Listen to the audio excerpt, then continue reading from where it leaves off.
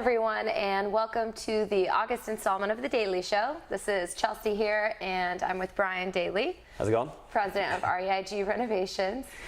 We have quite a bit to go over today, so we're just going to dive right into this monthly market update. Brian, talk to us about the numbers. So, market has been relatively flat over the last several months, 3 months or so. It's been $495 median price, which includes all property types and the whole county. So we've been, teetering at that $495 number. Inventory levels are still driving the market. We're still very tight. Overall we're at about 2.4-ish, I think, months of supply, which is still, very, very low. Yeah. And so that continues to drive the market, but this is usually the time that we start slowing down, and so seeing a leveling of the market in our numbers isn't surprising. So despite kind of that consistency in the numbers that we've been seeing over the past few months, I have heard you say that the feeling of the market has shifted. So take us into that.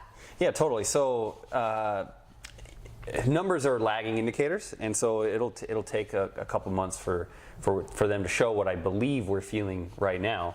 And about 4 weeks ago, maybe even longer now, 5 weeks ago, there was just a very noticeable shift in the market and the feeling between the buyer's market and the seller's market. So we've been in a seller's market all year, and it just feel like and instantly we shifted.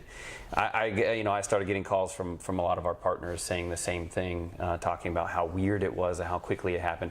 I think it tied to a lot of the unrest in the world and here nationally, and so just with a lot of unknowns, I think people just started removing themselves from the market for a little bit. It seems to have picked up a little bit in regards to just the activity going, but I still feel like the buyers do have more control now than they did 2-3 months ago. This is partly normal and partly related to the current events, I think, and we always slow down. June and July usually is the peak every year in regards to median prices, and we tail off about a percent or two until through the holidays. So pretty standard stuff. It just normally isn't that noticeable of a shift. It's more gradual. Right. So I felt worthy bringing that out in the written update and this too. So. And I know you have some insight for people who are interested in buying and selling, just about some things to expect and to keep an eye out for in this kind of downturn or slower time. What would those be? Yeah, totally. I mean, we're our business and flipping or renovating homes is very seasonally market affected. So small shifts can really change the way we're buying and selling houses, and so we want to make sure we stay on top of short-term changes in the market, because those generally can cause big swings in profit margins and what we can pay for houses. So for most people, it's not the overall rising and declining trends all that matters. So the seasonal stuff isn't as important. Although my advice every year is, if you're buying a house and you're willing to put up with the pain of doing it during the holidays, you can do it, and you'll just instantly get a 2 to 3% equity bump. If you happen to, when you go sell it, you sell it in the peak season in the summer. It's just you just get a little discount because less people are buying.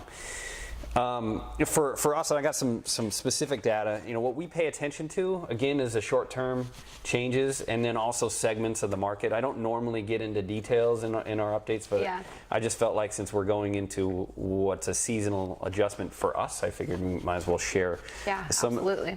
So homes valued at under $750,000 are up 5.4% year over year, whereas homes between 750 and 1.2 are flat. 1.2 million. So the market in that price range is flat over the year, not just over the last couple of months. And then 1.25 to 2 million, those prices are actually down very slightly, less than 0.25%, but it's trending lower. And that's something we're really paying attention to, and also what I get a feeling from a lot of our partners in the market. We're being very, very cautious on some of the very high-end properties that are run by us. Yeah. And really trying to focus on that segment of under 750,000. In that category too, and this is going to be a little bit longer update because I find this information interesting and it helps us make better decisions. Hopefully it helps you guys too, but if I bore you, I apologize.